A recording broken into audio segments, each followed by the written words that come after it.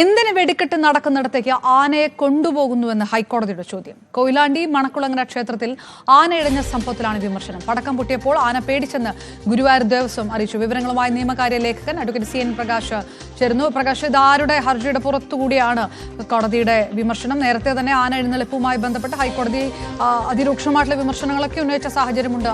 ആ തരത്തിൽ തന്നെയുള്ള ചോദ്യങ്ങളൊക്കെയാണോ ഇത്തവണയും ഉണ്ടായിരിക്കുന്നത്? കൊയിലാണ്ടി മണക്കുളങ്ങര ക്ഷേത്രത്തിൽ ആനയിടന്ന് 3 പേർ മരിച്ച സംഭവത്തിലേക്ക് നടത്തിയ കേസാണ് ഇന്ന് കോടതി വീണ്ടും പരിഗണിച്ചത്. ഈ ഘട്ടത്തിലാണ് എന്തിനാണ് വെടിക്കെട്ട് നടക്കുന്നിടത്തേക്ക് ആനയെ പോകുന്നത് എന്ന ചോദ്യമാണ് ദേവസ്വം ബോർഡിനോട് പ്രധാനമായും കോടതി ഉയർത്തിയത്. പടക്കം തെറ്റിയപ്പോൾ ആന പേടിച്ചെന്ന് ഗുരുവായൂർ ദേവസ്വം ബോർഡ് അഭിഭാഷകൻ അറിയിച്ചു. വെടിക്കെട്ട് ആനകളെ അസ്വസ്ഥപ്പെടുത്തുന്നെങ്കിൽ എന്തിനെ അവിടേക്ക് കൊണ്ടുപോകുന്നു എന്ന ചോദ്യമാണ് ഹൈക്കോടതിയുടെ ഭാഗത്തുണ്ടായത്. ഉടമസ്ഥാപക സർട്ടിഫിക്കറ്റ് ഇല്ലാത്ത ആനകളെ ആനക്കോട്ടയ്ക്ക് പുറത്തേക്ക് എന്തിനെ കൊണ്ടുപോകുന്നു എന്ന് ചോദിച്ചു കോടതി.